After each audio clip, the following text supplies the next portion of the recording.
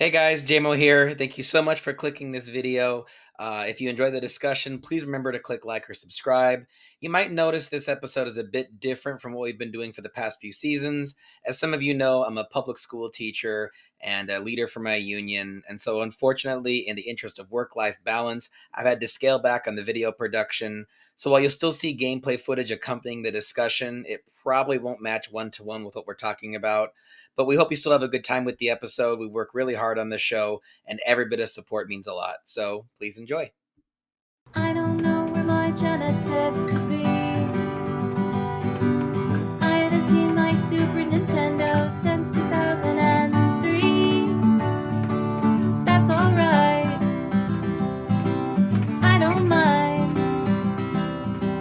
I've got a Switch in the old SwitchAroo. My friend Mike and Jaymo too. All right, everyone, welcome back to the Old SwitchAroo, where we're talking gaming retro with Mike and Jaymo. I'm Mike. And I'm Jaymo. Play along on our epic quest to research and review all 300 plus games in the Nintendo Classics catalog, although I guess we'll get to what that means in a second. Today we are mega mining our way through Mega Man, the Wily Wars on the Sega Genesis in an episode we are calling Doctor, Doctor, Give Me the Pews. Mike, what do you think there? You're not smiling. All I can think of is Pepe Le Pew, which is very much not the tone we're going for. No. Although Skunk Man, I think, does make an appearance later in the series. Who probably knows for sure? Today's guest and longtime friend of the Old SwitchAroo, Arby's enthusiast Don from the Cable Club podcast. Don, say hello and let our listeners know about the league. Oh, I didn't know I was going to come on this podcast to be slandered as an Arby's lover. All right. Mike and I are both Arby's, like pro Arby's. Unironically. You both deserve better. You should love yourselves. If you ever find yourselves up here, we'll take you out for some real roast beef. But anyway, enough about sandwiches. I'm Don. I run a podcast called The Cable Club. We review retro games every couple of weeks. We kind of started out doing kind of random games just to kind of get our feet wet, but we've evolved, as Pokemon do, into doing a retro game league where we're bringing a guest on as often as possible. We're trying to play 25 games this year, and we're sorting them into cups, 5 games per cup, and then we're going to have our audience vote on them all American Idol style, and we're giving out prizes. It's a lot of fun. So get some golden cartridges, a title belt. So come check us out. You can find us at thecableclub.com. You can also find us on Facebook or find us on YouTube. Yeah, it's probably a bad thing to say, but some of the best content Mike and I have ever made is not even on our show. Like, he and I are both competitors in this season of your show. I brought the all-time classic Street Fighter 3 Third Strike, and Mike brought some overrated piece of shovelware called Brood War that's currently beating my entry somehow. Probably by being better. Yeah, okay. Listen, leave a comment if Street Fighter is better than StarCraft. Please, somebody. I need you in the comments. I can't be the only one who's a little butthurt, though. So, Don, we got you on our show. We got you in the hot seat. I want to ask a hard-hitting question. Are you ready? Ready. I'm showing you the league placements as of your website today. Is there any current standing that you kind of disagree with, that you have beef with in your own show? You know what? No. Really? No. I mean, it's I think all the games that are at the top deserve to be there, and Dan and his crappy meta pick deserve to be at the bottom. He should have picked a game he liked instead of Pokemon Gold and Silver. No, I absolutely agree with this. And you're still playing JJ Squawkers? You were playing it right before we started recording. Oh, it was a dig about pop-ups and having your malware updated. So Gotcha. Well, Mike, congratulations. I don't see how Third Strike's going to overtake you, but you got just such a fun concept. Go check out our episodes. But for right now, guys, these robot masters aren't going to absorb their own abilities. So are you ready to blast through time and space? I suppose so. Come on, man. It's Mega Man. You can't bring that attitude into Mega Man. Don, are you ready? I'm ready. There we go. Thank you, Don. Let's go ahead and start with Mega Man: The Wily Wars on the Sega Genesis, released in 1994.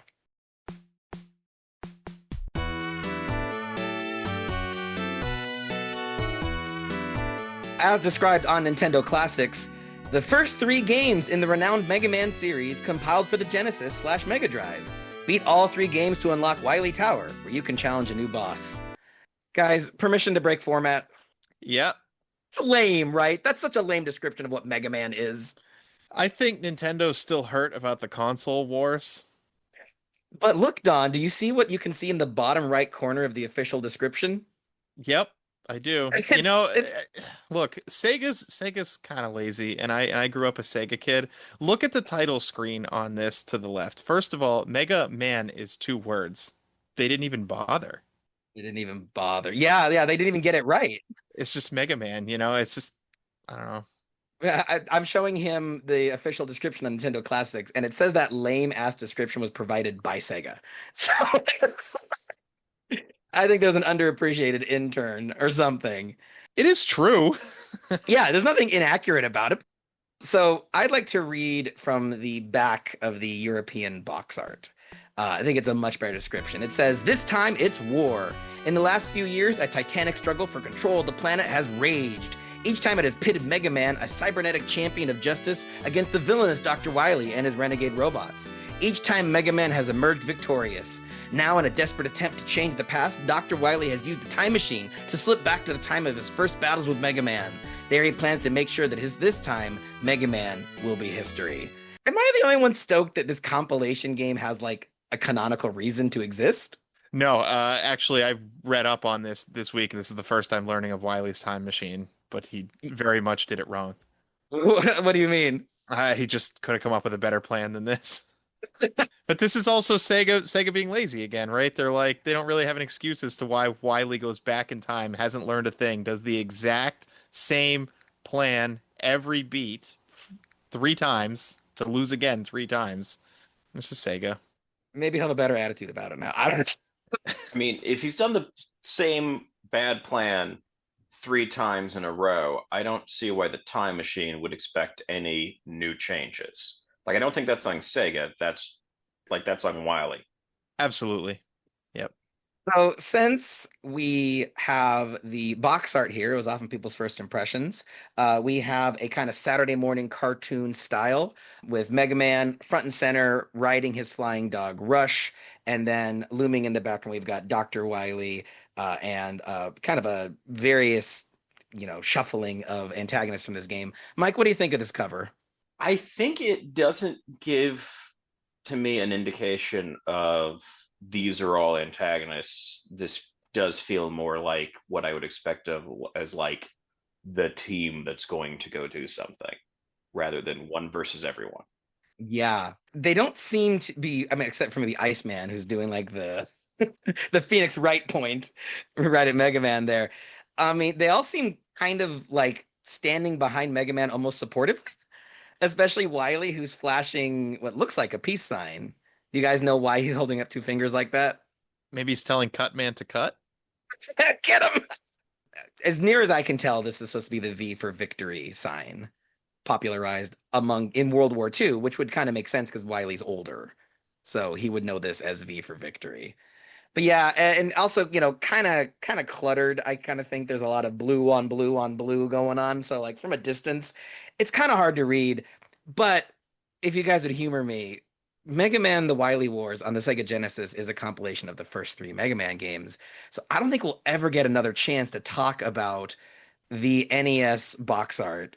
Don, you have a history with the Mega Man series, right? Oh, yeah. And much of it very recent. Okay, so did you play these back on the NES? God, yes. Yeah.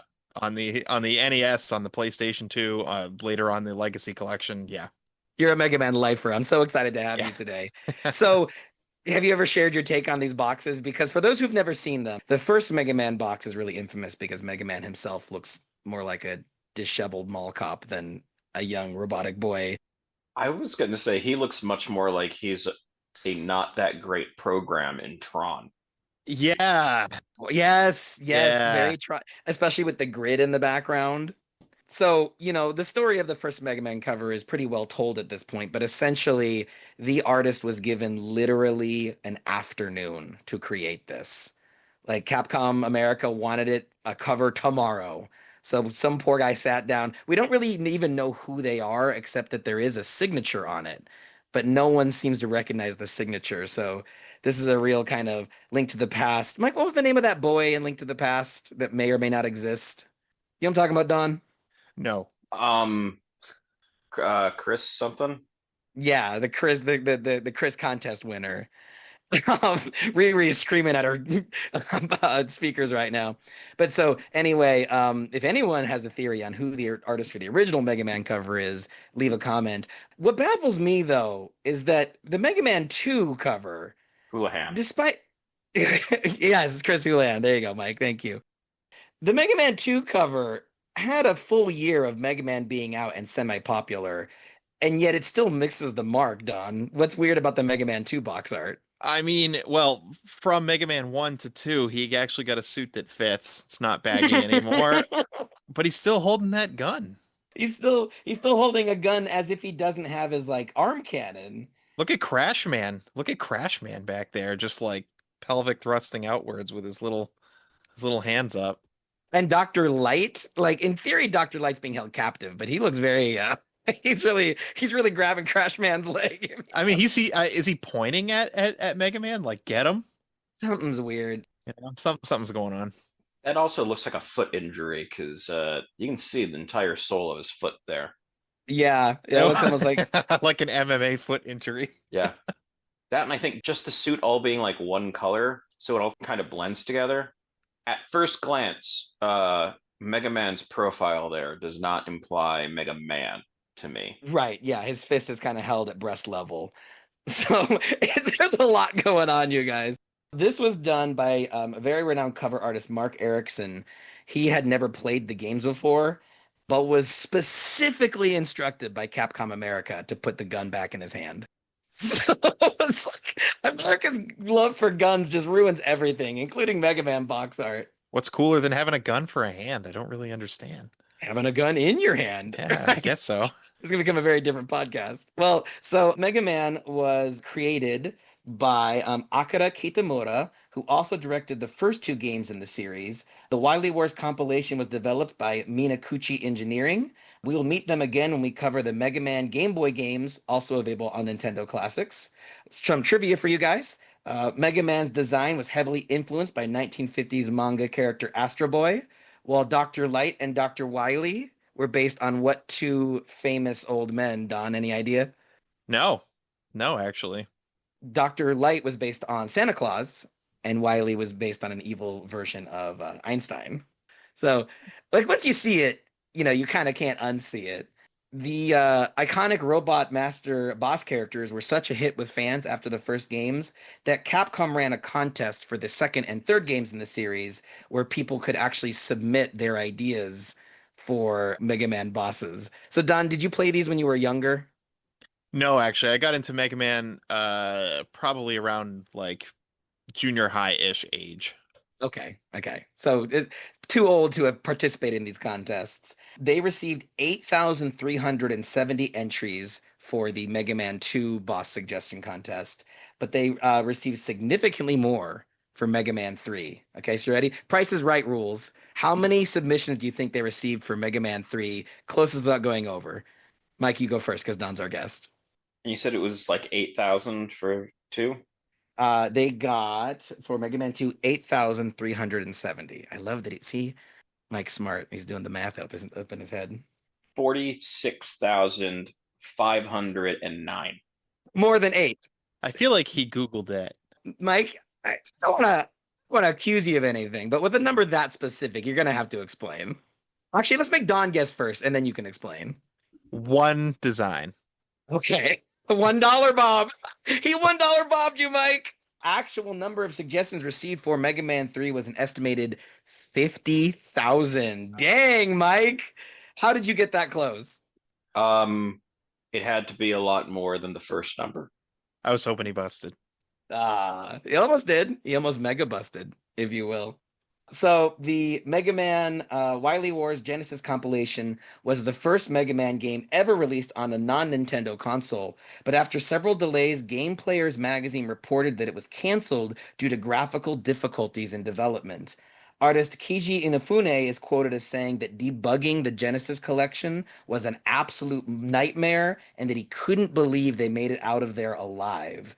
While the game received physical releases in Japan and Europe, it was released in North America exclusively as a downloadable title for the oft-forgotten Sega Channel peripheral. Did you know what this is, Don?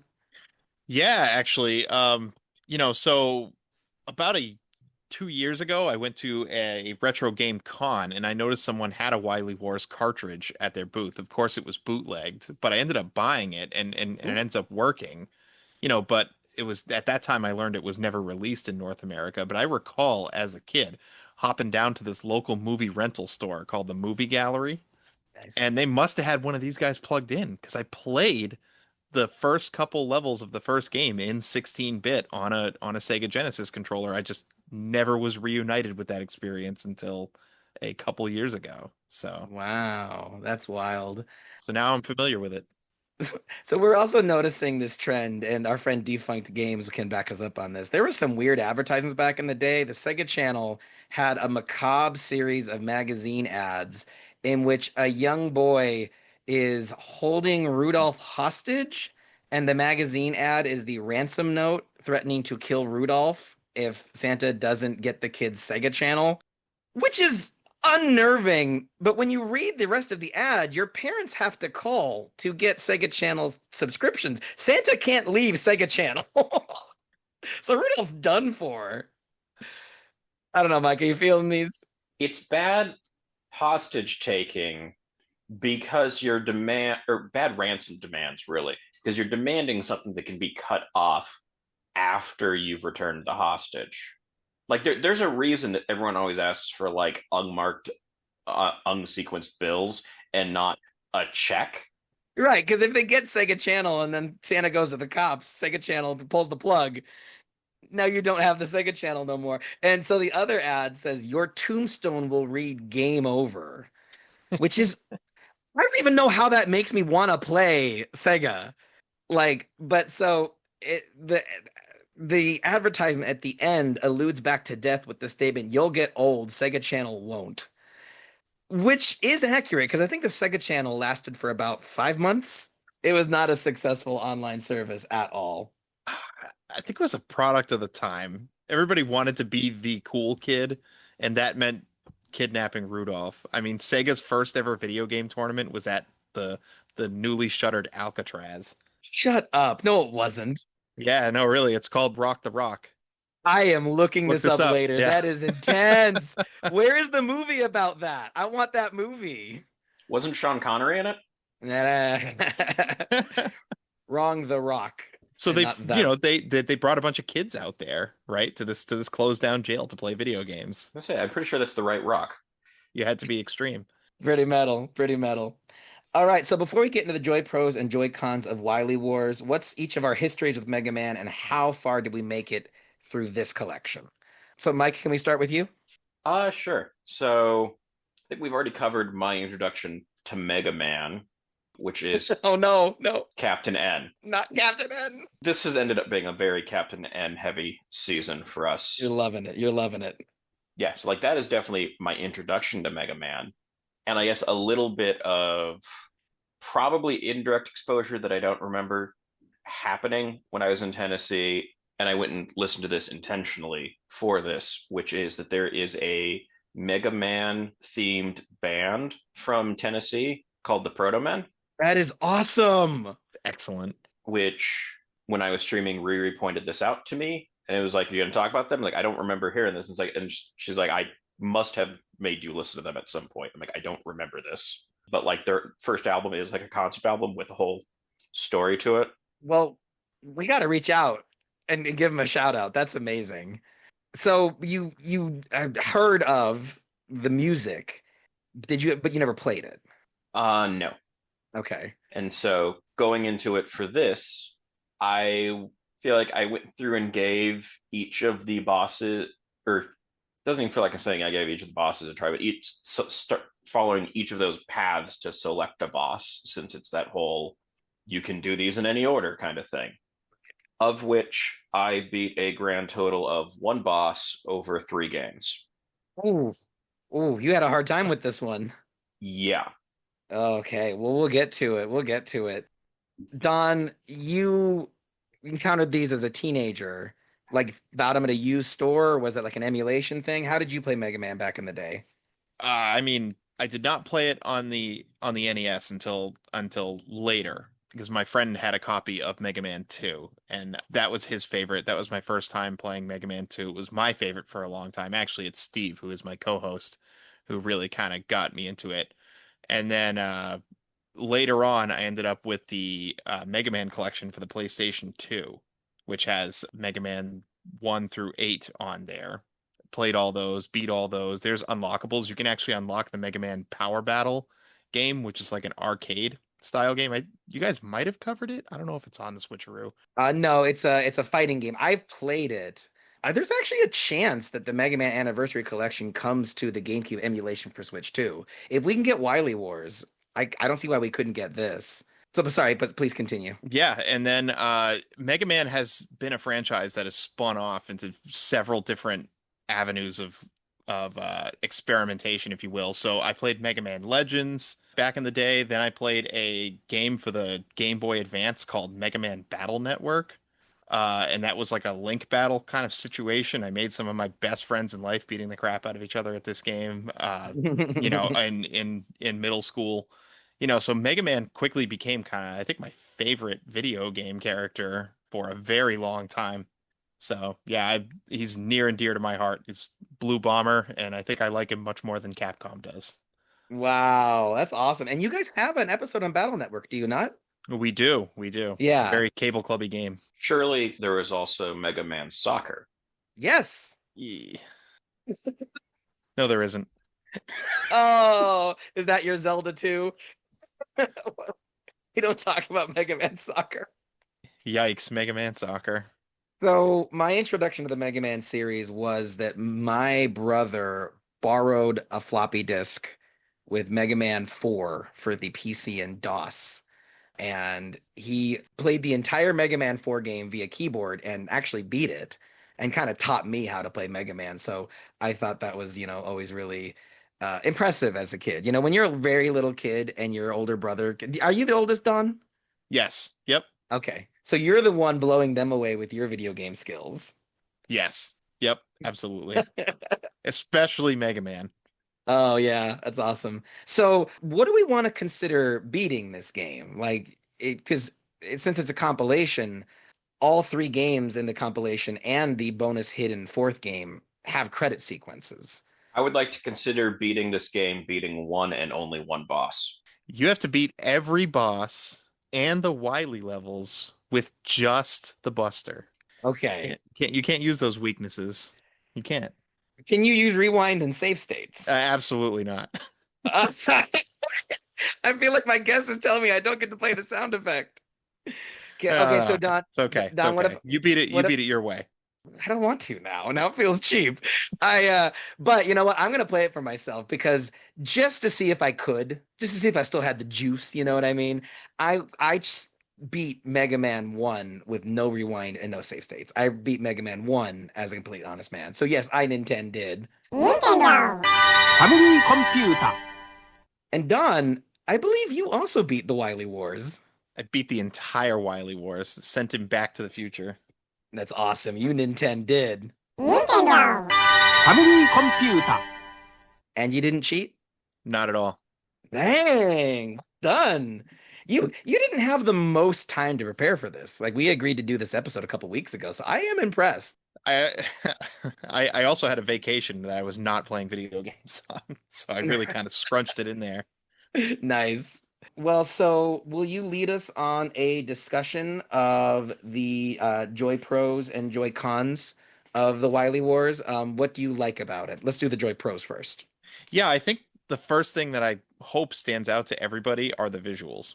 The game itself has been upgraded to 16-bit, with the Sega Genesis hardware. It's sort of reminiscent of Mega Man 7, if you're familiar at all with that. Just a big jump. Although I don't think the NES games looked bad, but just all around the backgrounds are lively. You had that parallax scrolling, and I think if you were to say hard advantages, that's probably where it ends. But the other thing that's remarkable about this, I think this might be the second ever compilation game, What? like of a series. So I'm thinking of the first and earliest that I know of is Mario All-Stars, where they took a bunch of Mario games, past games, and ported them to newer technology on the SNES. That was in 1993. And this one was in 1994, and suddenly you can play three Mega Man games, on one Sega cartridge with some extra levels, essentially DLC, right? Yeah. So, I mean, and these levels, these Wily levels are something you can't play anywhere else. Yeah, I liked them. I thought they were dope. Yeah.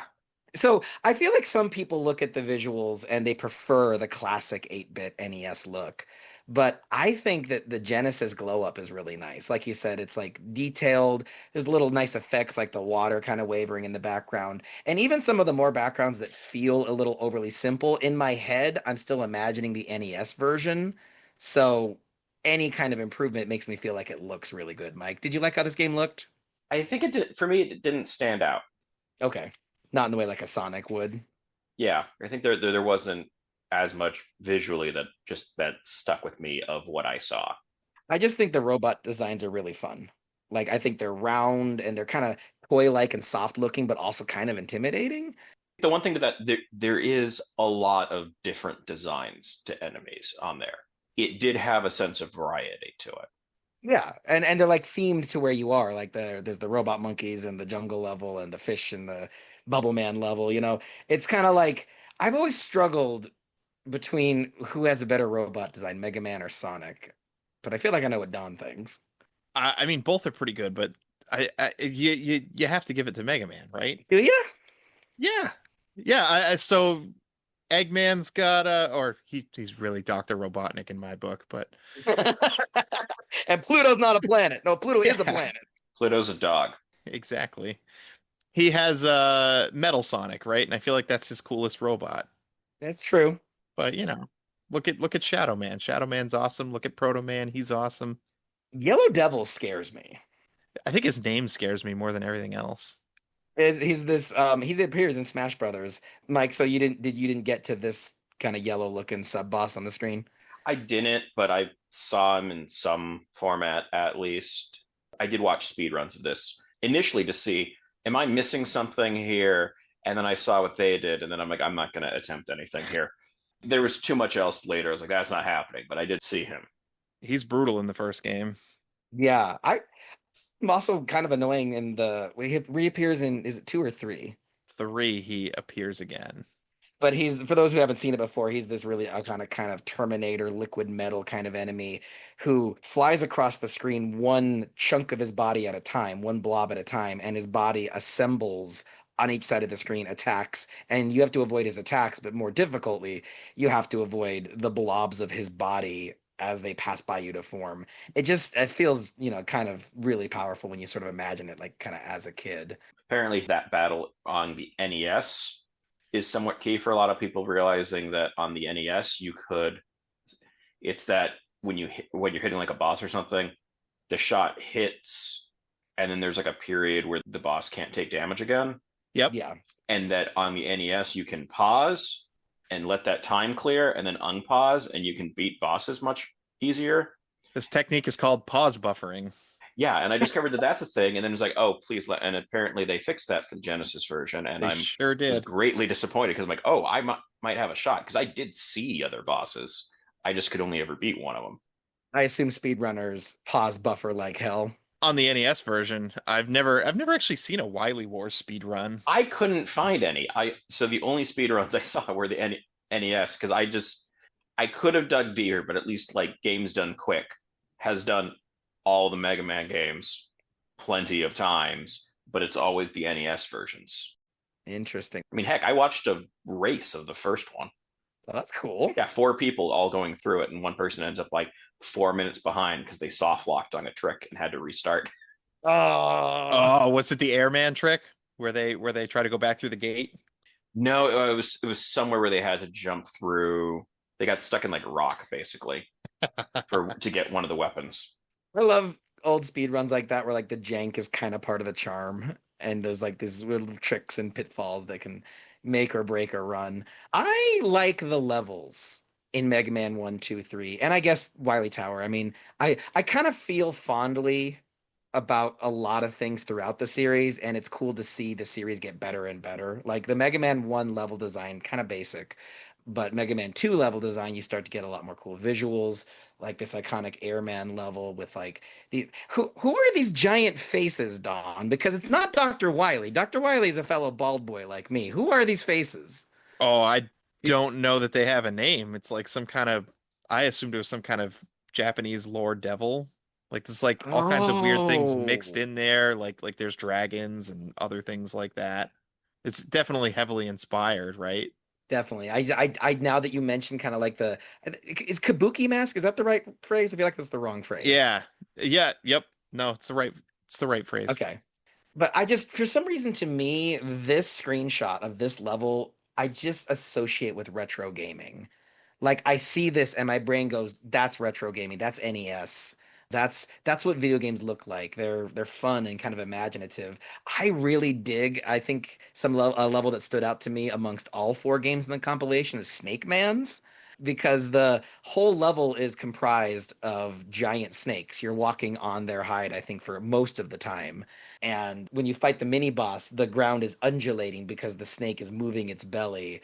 And it's, it's a simple trick in terms of programming, but like I really dug it. It felt very Indiana Jonesy. Don, you with me? The level designs are pretty cool, Oh yeah, this is platforming at its finest. right? Even on the NES, but especially on the Genesis and playing it on the Switch, they got rid of a lot of the lag. If you've ever tried to emulate this game, I don't know if it has to do with it being a Sega Channel game or what, Mm. but the slowdown is unreal. Oh God, that sounds awful. Yeah, it's really bad, but this copy runs smooth. So yeah, with that in mind, yeah, the levels are glorious. I think that the snake one in particular is also interesting just because a whole bunch of these kind of feel like they can fall into the levels of, well, yeah, that's one of the standard levels you put in a game. Yeah. And giant snake you're walking around is not usually on that list the same way that like lava or spikes or electricity are. Yeah. I don't know. Have you ever played Battletoads? No. We will. I don't. The NES one isn't on there, but we're gonna play the Genesis one, and I believe one of the Super Nintendo ones. Well, you might not ever see that level because it's a very hard game.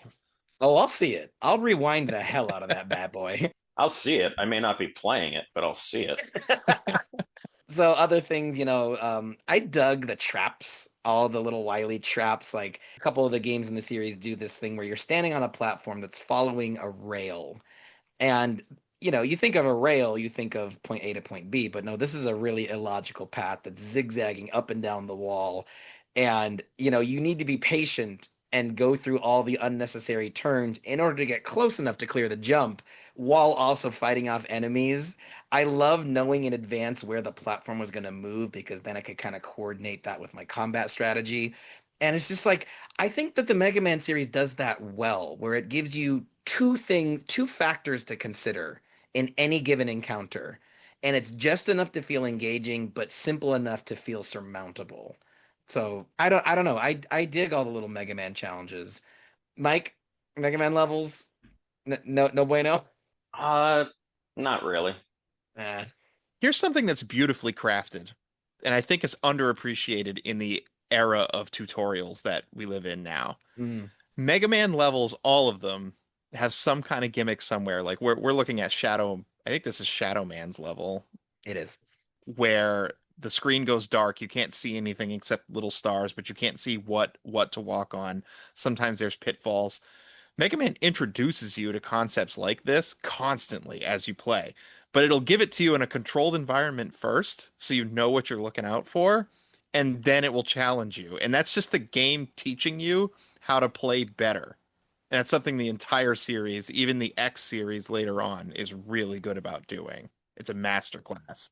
I think Mega Man X, one of them, is infamously great at that because, like, in the very first level, like, the bridge collapses and you need to learn how to wall jump to get out. And then, like, you're introduced to your antagonists. And, like, I love that you said that because I also think all good games do that. They teach you without telling, here's how you're going to learn to play the game. It's like, no, no, we used to be more subtle about this.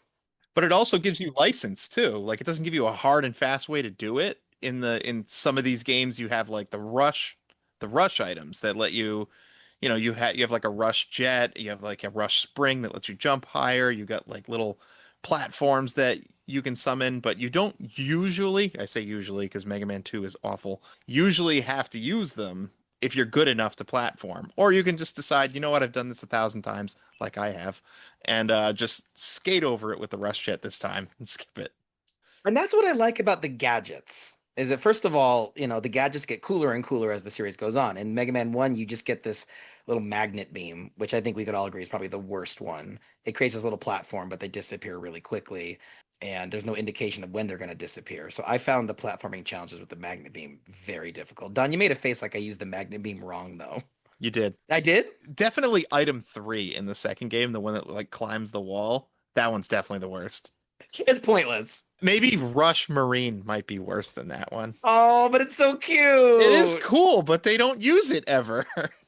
Mike, did you unlock any of the gadgets? No. Okay. Well, it's really neat because, like Don said, there are a few moments where you have to use them to progress. Like, there's a really cool moment where the game kind of becomes a scrolling shooter because there's a section of the level where there's no floor and you have to ride Rush and collect power-ups to keep Rush powered to make it all the way across through space, and you're shooting enemies that drop down below. But for a lot of it, it can just be used to get bonuses or, like Don said, just completely skip platforming challenges.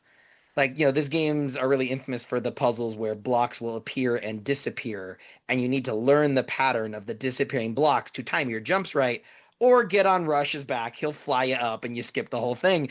But that's what's neat, though. I think a gadget should feel like you're tricking the game. I think that's satisfying. Do you agree? I do wonder if the Genesis allowed the same stuff that the NES did, or if they fixed this, which was using those to get into areas where the game does not believe you should be and then will advance you full screens at a time. Speed running trick. Yeah, it is. Yeah, I think they call them zips, and it is fascinating to see that they'll use those to position themselves like up towards the top of the screen where the game kind of is like, you shouldn't be here, and you'll fly you 3 or 4 screens to the side and be like, there you go, you're at the end of this level now. I think of stuff like that and like Area Zero in Mario 1, and there's like some weird like black void area in Final Fantasy 7, and I'm like, who found this? What? Game breakers. So I'm curious, Mike, do you know the top speed for a Mega Man speedrun? Because with all these tricks, I feel like it's got to be under 5 minutes. There's probably like a more of an any percent one, but for seeing one where they had to beat all the bosses, it was about 19 minutes. Okay. Still impressive, I think.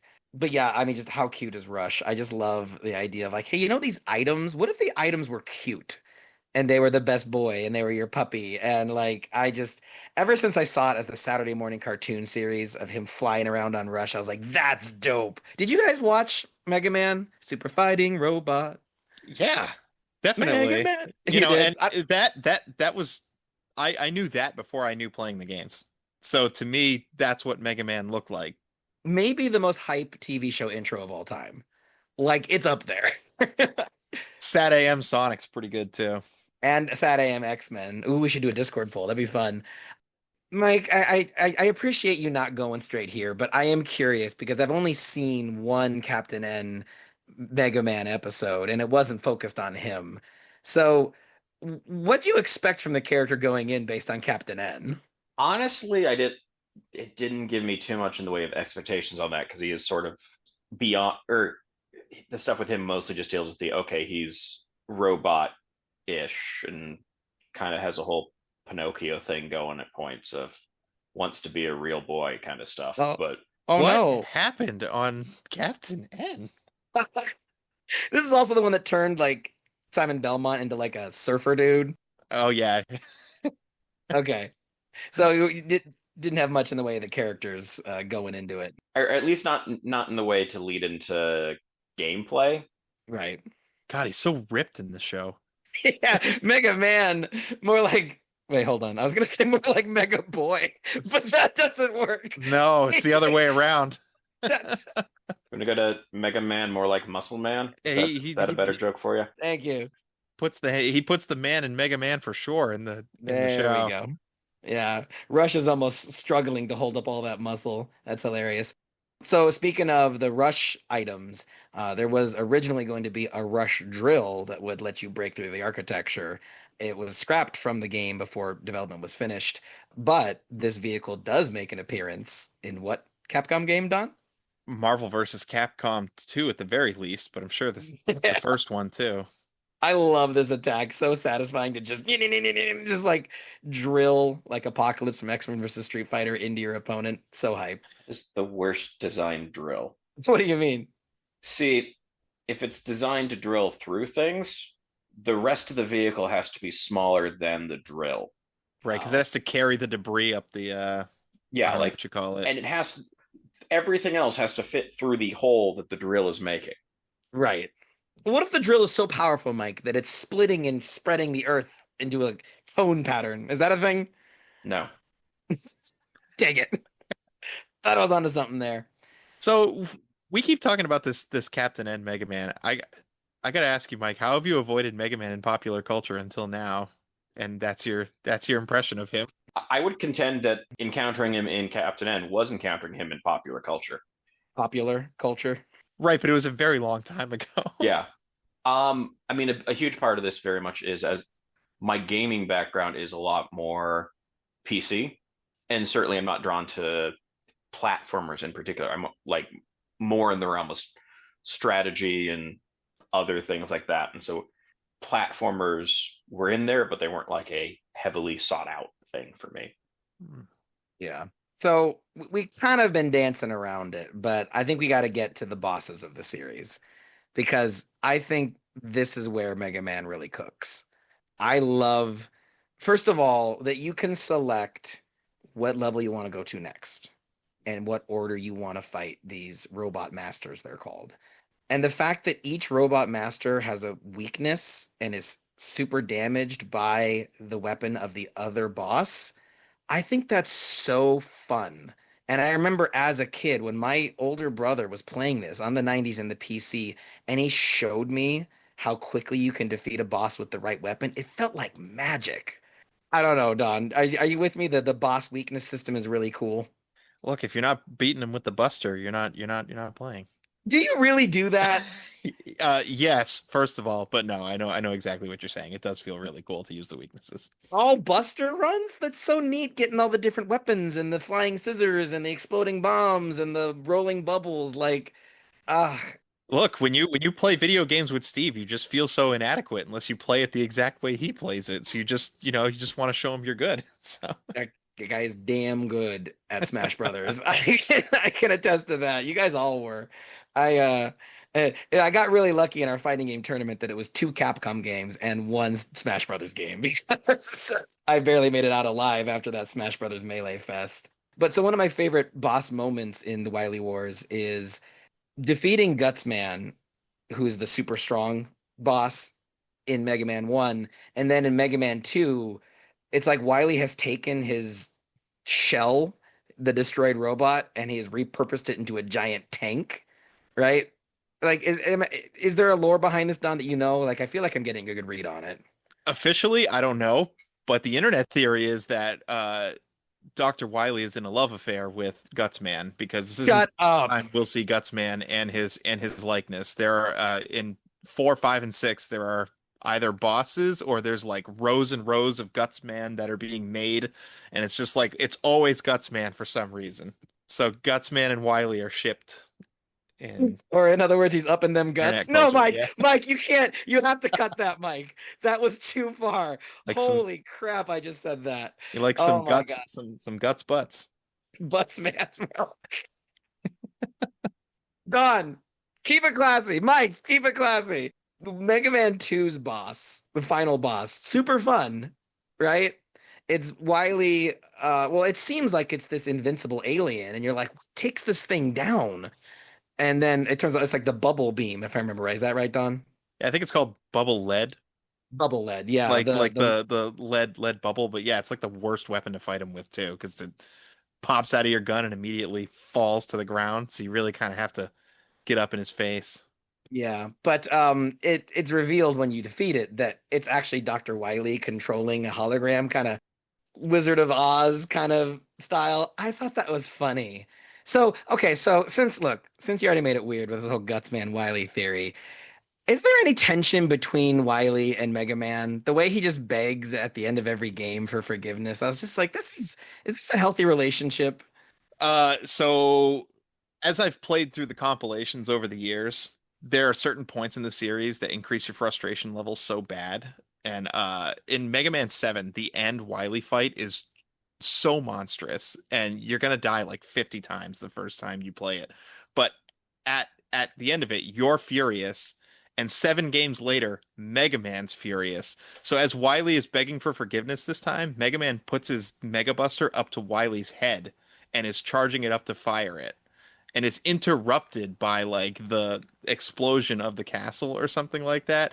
But yes, there is a growing anger between the two. It's not just a rivalry. Like he gets to a point where he's sick of it and he's gonna go against the Asimov laws and just straight up murder Dr. Wily by the 7th game. Are you telling me that Mega Man was going to do Wily executioner style, Yeah. Yep. and by coincidence, is this canon? Yes. Yep. And yeah, canon. Whoa. But canon. Yep. Ah! So I don't know if it was just Light being sick of the antics, just program a little extra mean into Mega Man for this time. He's got a permanent scowl in Mega Man 7, so I don't know. Maybe he's just tired of it. Wow, that's dark. That's dark. I liked the so Mike, so you beat one boss. What boss did you beat? I beat like Bomb Man. Okay. Which I think is where they recommend you start. Right, Don? Isn't that the beginning of the Mega Man run? Because it's like a recommended order. What's your order? Have you played it so many times you just have it in your head? I usually start with Cutman. Fun fact, this game is harder than the NES games. Yeah, you said that. Yeah, some of the bosses in the NES games, my friends and I like to say they're weak to the Buster because they'll take more than 1 damage from your little lemon or pea shooter, whatever you want to call it. Pew pew pew pew pew. Yeah, and Cutman in the original Mega Man it takes like 3 damage, 3 little ticks of his health bar from your regular Buster, and he gets knocked back. So I think he's supposed to be the first boss, but in this one, he takes 1 damage. So you really have to learn his pattern and you have to dodge him. And all of the bosses, for that matter, behave this way in this game, which makes many of them problematic for beating with the Buster. I don't think I can beat all the bosses with the Buster in this iteration.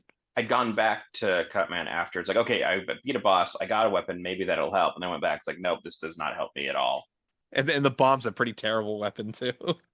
I'm sorry that was your first impression. It has its uses.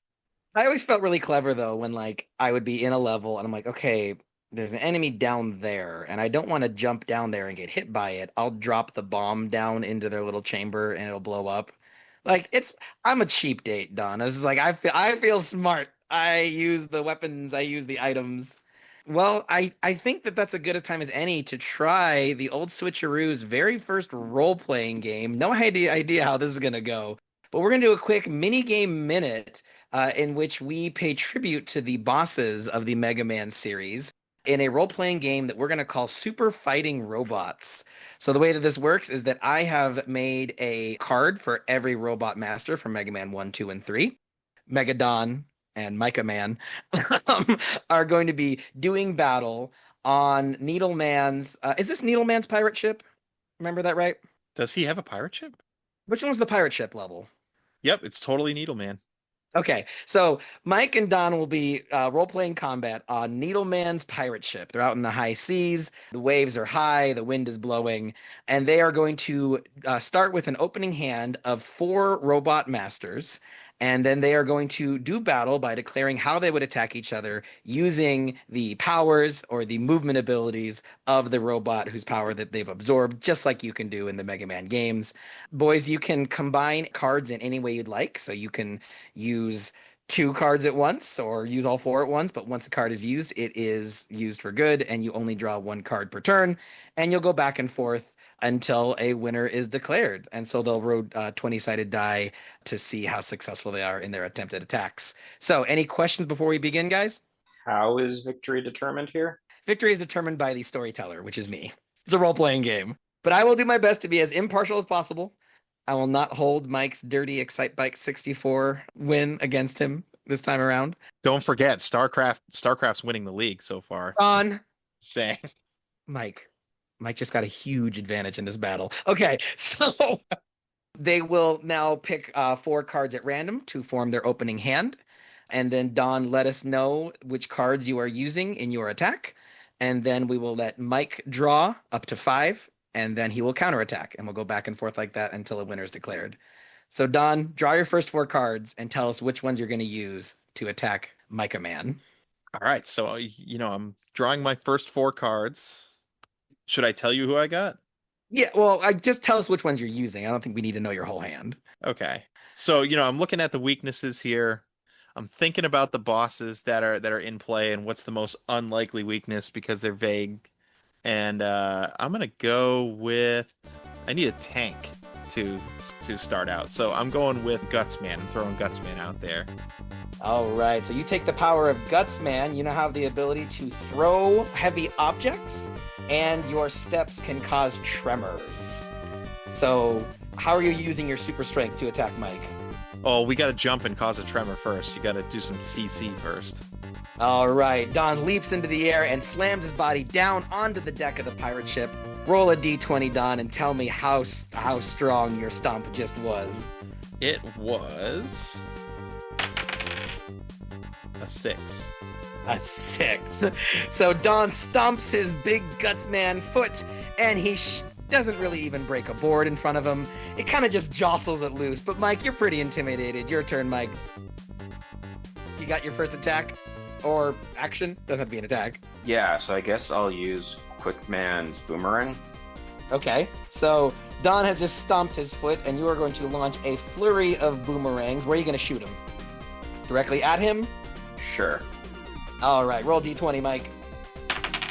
16. 16. All right. Don's robot body is shredded by a flurry of boomerangs. Sparks are flying. He's starting to drip oil. Don, draw a card and counterattack.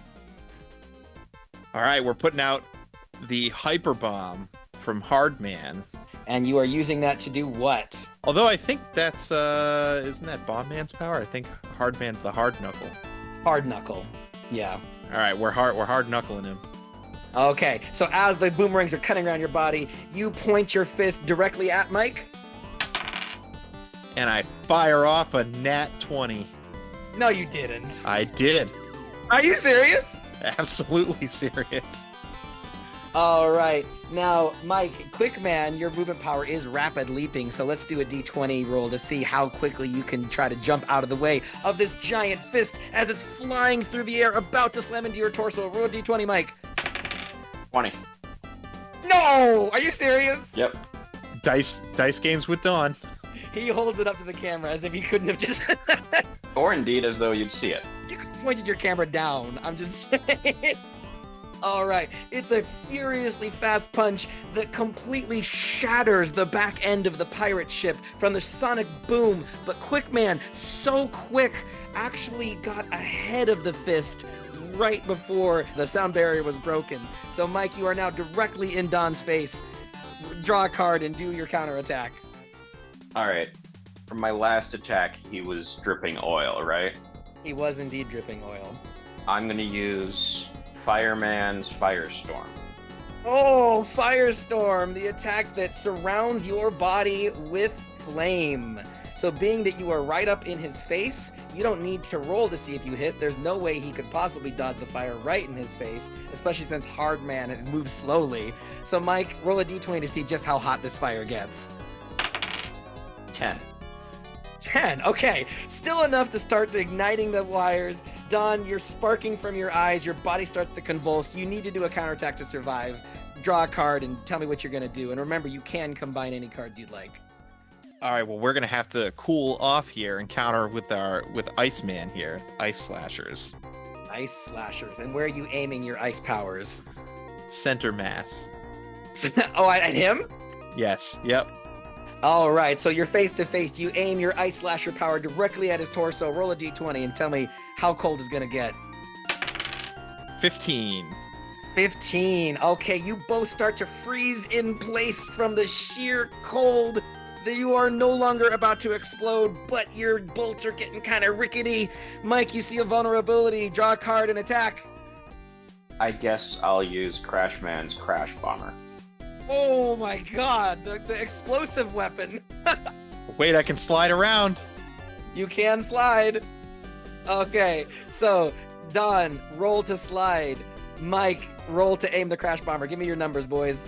Come on, baby. 16.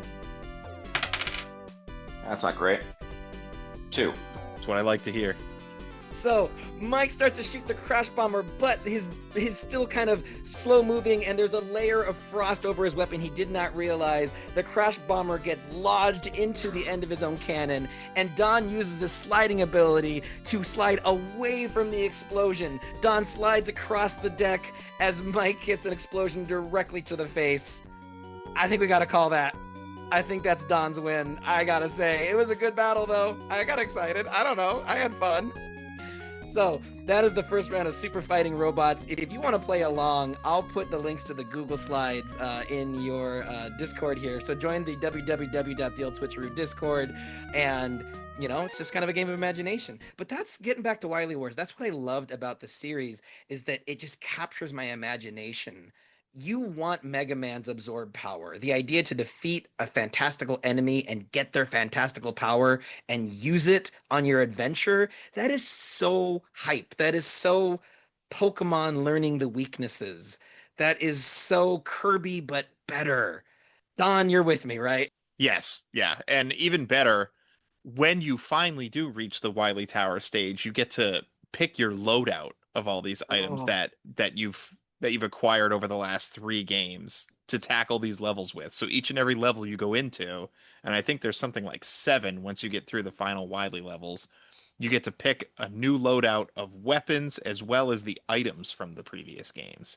And it's such a cool end note for a compilation game of like, you've played through these 3 games, now you can use any weapon from any of the 3 games. And you're going to fight 3 all new bosses. So do you know what the bosses are based on? What are their names? Hyperstorm, Buster Rod, and Mega Water? Well, the Omega Rod is definitely like a Monkey King, sort of like a thing. And then the water one is like he's a Kappa. Yes. I don't know what the pig guy is. You know what they all remind me of though? Is Mavericks from the X series, because they don't have man at the end of their name, but they're definitely really reminiscent, and it almost feels like, because us Mega Man fans are always trying to draw connections between the old series and the X games, like these 3 robots really felt like Wily was gearing up for something bigger. Yeah, and this predates the X series, right? 1994. When did X come out? I think 1992 is when Mega Man came out, or actually maybe even the same year. Oh, okay, so that would make sense. But it's cool though, because you are getting a little glimpse of like the future of Mega Man, and like looking at, like, I've shown you guys a picture of Hyperstorm. He's this giant pig. So they were based on the characters from Journey to the West, the ancient fable where the name Goku originates from. Oh, But you're very right though. It's the Monkey King, it's the Kappa Spirit, and it's a pig. So those are the 3 travel companions from that fable. But you really see that the devs have some cool ideas that would be kind of iterated upon in the X series. Like when you fight Goku the second time, because that's what the G stands for in Buster Rod G, it's Buster Rod Goku. And so when you fight him, you are falling through this giant pit, and you and the boss are jumping on falling debris as you both free fall. It's super hype. It's like out of an action movie. it might be the coolest fight in the entire the entire Mega Man Classic series. I would be It's tempted to excellent. agree. Excellent. But even then, like, you got like the sub bosses like Fire Snakey, and it's this, Fire Serpent. We've seen things like that before, but the platform you're fighting on is this like 2-sided trampoline. And so, like I said, this series does a great job of giving you 2 things to consider. There's the main goal, and there's the X factor that complicates it and makes it feel really satisfying. But you mentioned the ability to pick your loadout, which is kind of one of my criticisms. So I think we should move into the Joy Cons of Mega Man 1, 2, 3 and the Wily Tower. Are you cool with that? Yeah. Okay, Mike, you've been waiting for this. So you didn't like these games, right? I'm guessing you didn't like them because they frustrated you, right? I think just that they weren't fun. Like even beating the boss didn't feel satisfying. Really? Because it felt too random or too sloppy, or like what was missing for you? I think for me, part of it, certainly, I'm not a big fan of things that are very precise on platforming, and part of it is just the amount of things that I encountered that it's like, okay, well, I can't kill these. I just have to accept that I'm going to take damage and get run by because shooting them doesn't do anything, or they're in spots that I can't shoot. Yeah. And it just felt frustrating. And then I think an element of it is, I think just about the final point of it was where I tried one of the levels where, and for something where it is theoretically you can do in any order to pick one, that I reached a point where I actually could not advance on that level with anything that I had. You recall what level it was? Because Don's making a face like that shouldn't happen. I think it was on 3, and I want to say it might have been like the bottom corner one where I hit a point where I needed to go up, and I had no way to go up. Oh, and you didn't unlock any of the items to carry you up?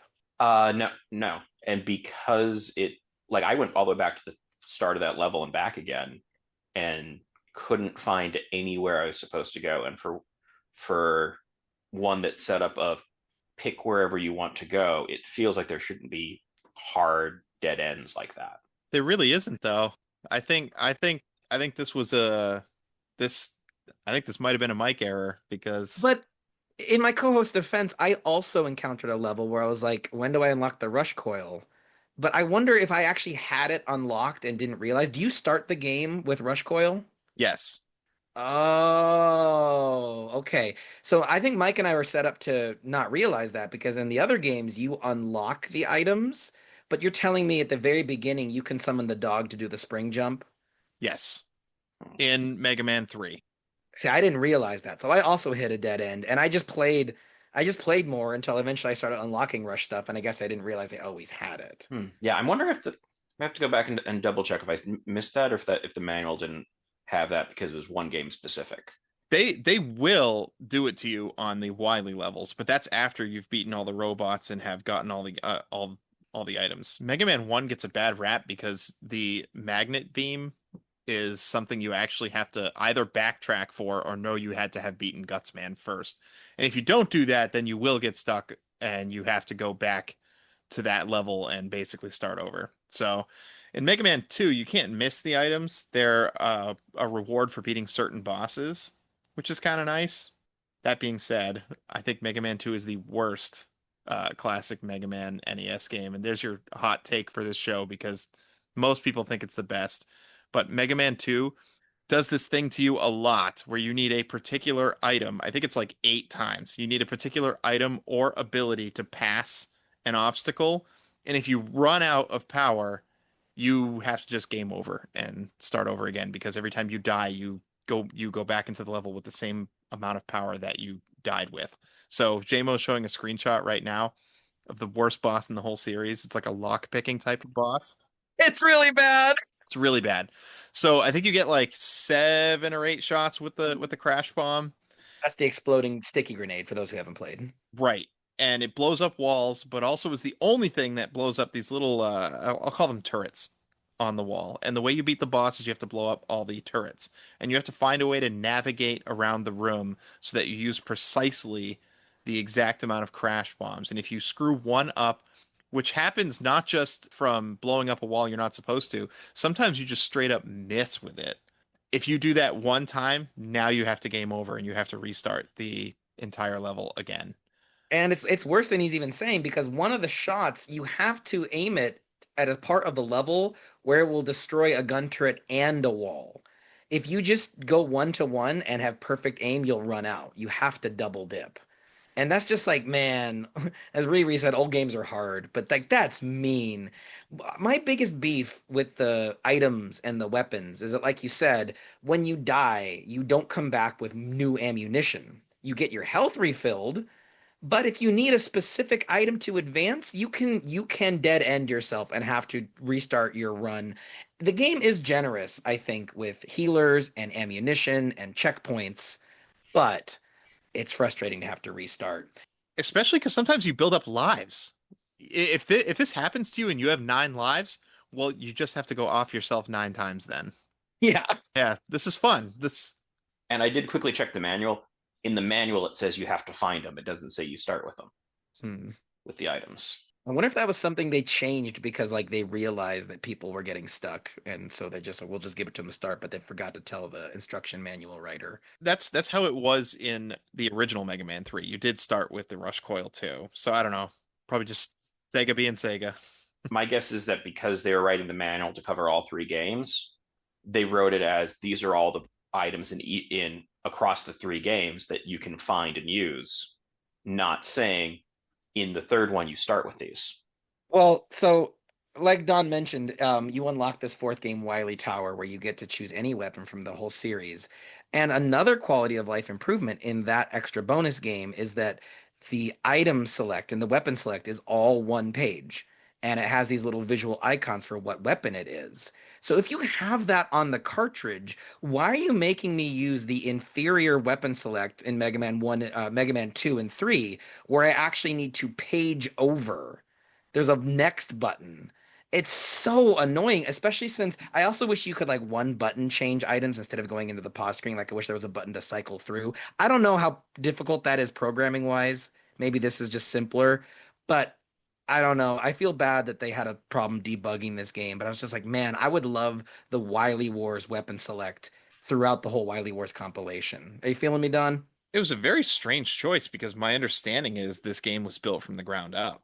I wonder though, because if it was so difficult to debug, I was like, were they on some level trying to take? So there's a long running history of the show where I pretend to know how programming works. So let's see if I talk out of my ass this time, Mike. Is there a chance they took code from the NES kit and tried to make it work on the Genesis, and that's both why it was so difficult and why some of these old things were still kept in? I feel like it wouldn't be that. Okay, that's what I feared. It's probably separate dev teams if I had to guess. Back in these days, I definitely was.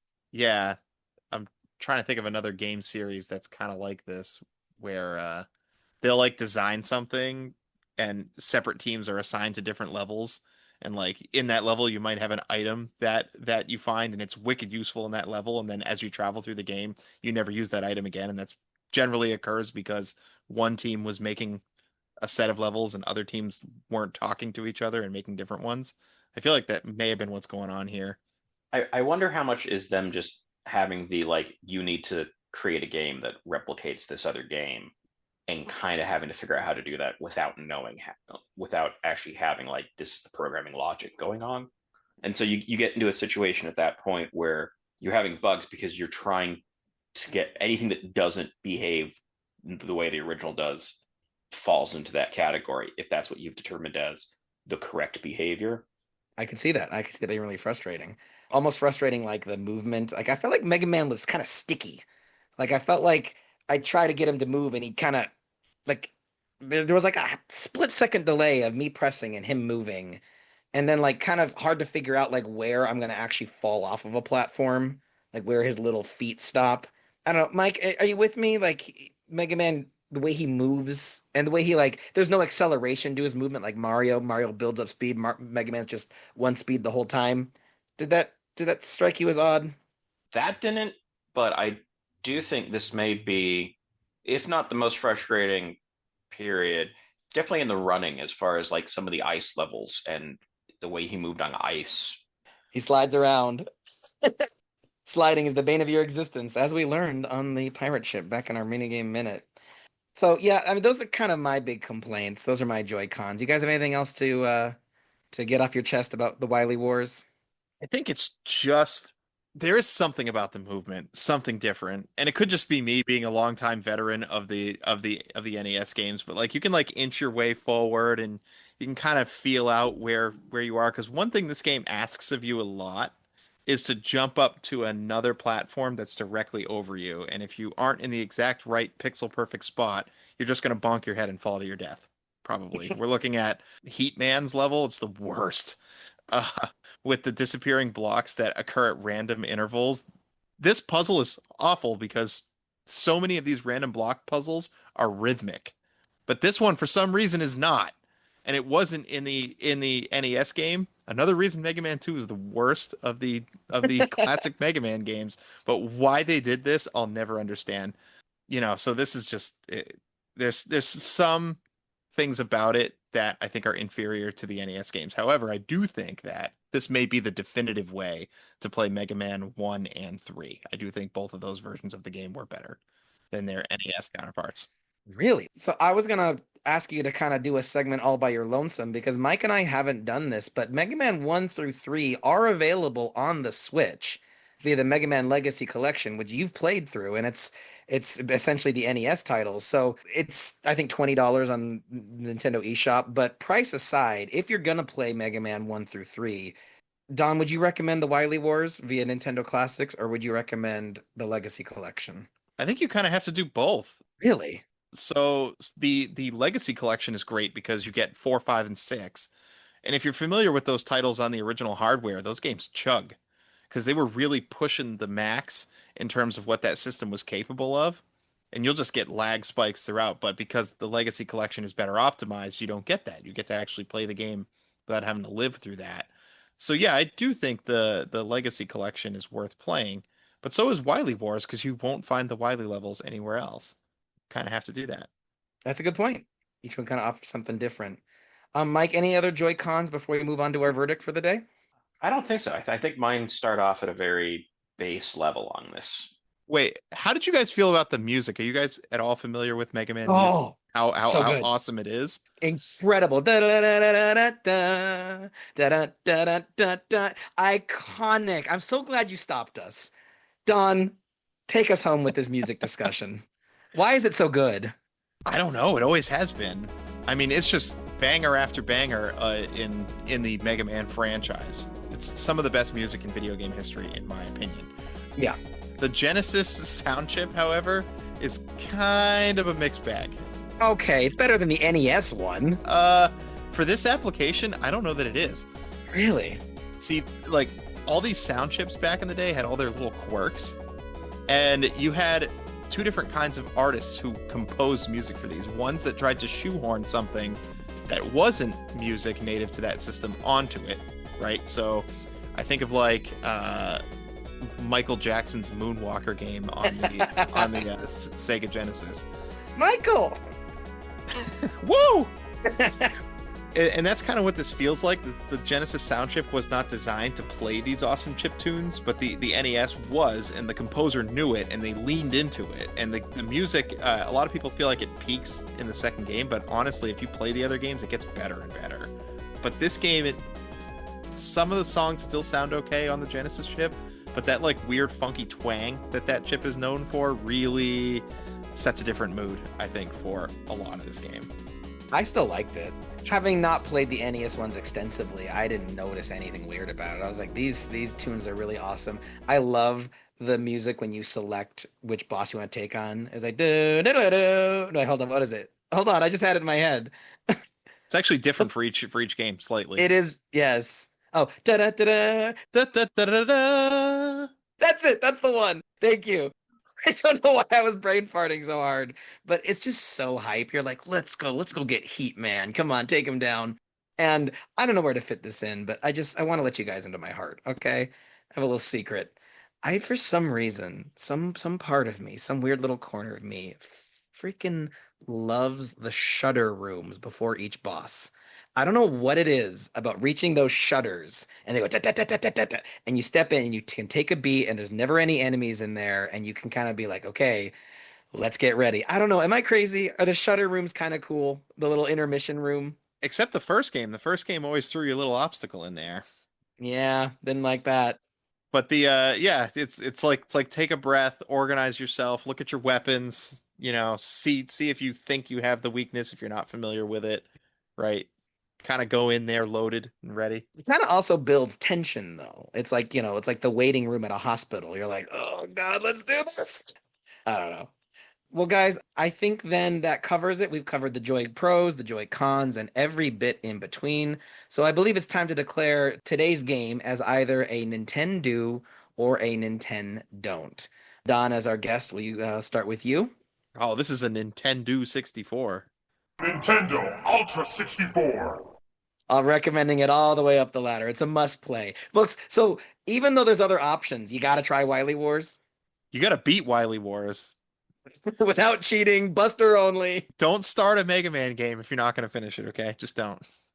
I love Sorry, Don, Mike. you were 1,000% the right person for this episode. I'm so glad we met you. Mike, how low are you going to go on this bad boy? You've kind of basically alluded to the fact that you're a NintenDO'N'T. Should I just log off now? I need you. Don't leave. I think I'm a NintenDO'N'T. It's just for me, it's not a fun type of game. The one thing it had going for it was I thought the music was good, but going through all of it, just it never, it was not fun in a way that even like the bits that I would accomplish still didn't feel satisfying to me. You know what's interesting is that I used to kind of be in your boat. I don't want to upset Don here, but like when I got the Mega Man Legacy or Anniversary Collection on GameCube, I was like, this is neat, but like I didn't really play it much. I don't think I beat any of them. I think I probably beat a few bosses and then moved on to something else. But something about playing it this time, it hit, and I just appreciated it. And I was just like, Mega Man is an icon in retro gaming for a reason. I think these games are colorful, they're imaginative, they're more clever than you first realize. So I think look up the suggested boss order. The games are hard enough as it is. So follow the suggested order as if you had learned on the playground, which, from your friend, oh, which one should you do before Heatman or whatever. And, use the rewind if you, Don will shame you, but I won't. These games are hard. I wonder if Mike would have had more fun if he was a dirty cheater like I am. But for all that's said and done, I think you'll be mega glad you did check out Wily Wars. So for me, it's a Nintendo. And with that, we're going to call it game over for today. The final score for Mega Man The Wily Wars on the Sega Genesis is a Nintendo. Don, thank you so much for being with us today and supporting the Old SwitchAroo. Personally, I hope our two podcasts collab for many moons to come. Before you get on out of here, why don't you remind our listeners where they can find the league and anything else you want to plug? Yeah, check out our podcast, Good Games, Genuine Friends. It's the Cable Club podcast. We talk about a retro game every couple of weeks, and then we do off-week episodes now talking about just whatever we want to talk about in gaming culture. So you can find us anywhere you find podcasts, or you could check out the Cable Club at thecableclub.com. It's a good time. And don't forget, Mike and I are both on it. So listen to our episodes and then leave a comment about how wrong Mike is. And Mike did a great job. I'm just salty. I'm a salty boy today. Well, Cable Club League sounds excellent. Everyone, join us next time and we'll be crusading through a very different flavor of Capcom shooter, Ghosts and Goblins on the NES and Ghouls and Ghosts on the Sega Genesis. It's sure to be a night to remember. Mike, you're not going to like these. Yeah, I think I at least like the aesthetic of them. If you didn't like Mega Man, this is going to be a rough one. No spoilers! Everyone, don't forget to visit www.theoldswitcharoo.com. There you can find links to our Spotify, our YouTube, our Instagram, and all the social medias you can shake a joystick at. You can even leave an old-timey voicemail, meaning we would literally love to hear from you. Just hit that microphone button, right, Don? Or even better, join the fun on our Discord server where you can play games, talk games, and even make a friend or two. Big thanks to Crystal Fields for our incredible intro song, and thank you, dear listener, for liking, commenting, subscribing, reviewing, and playing along with us every step of the way. This has been the Old Switcheroo, where we've been talking gaming retro with Mike and Jaymo. I've been Mike. And I've been Jaymo. Game on, everyone.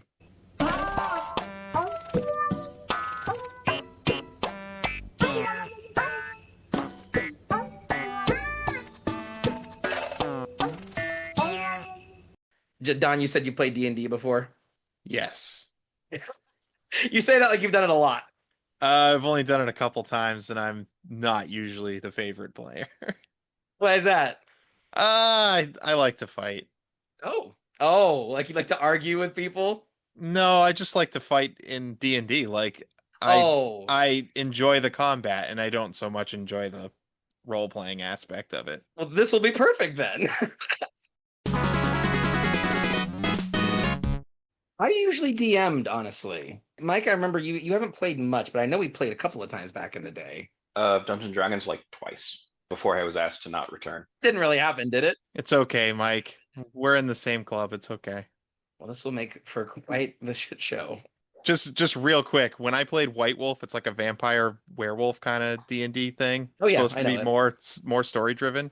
Well, I was a bit more of a gamer than the rest of the people playing. So when they finally gave me a stat and ability point, I upgraded my character in such a way where we got ambushed by a werewolf on a bus. But because of the way my character was outfitted, I could literally block with a knife and not take any damage from the werewolf. So I fist fought a werewolf and killed it.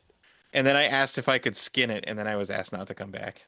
He's like, you know, it was a person, right? I was like, did he turn back into a person? And he was like, no. I was like, okay, can I skin it? Okay, that was also going to be my question. So Don, when you would play D&D and get yelled at, what class would you usually play? I've played a couple different ones actually, but Priest was the one where people got most mad. What's that?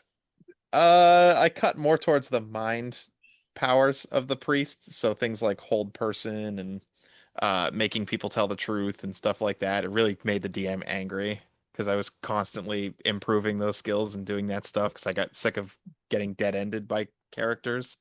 So you broke their plot.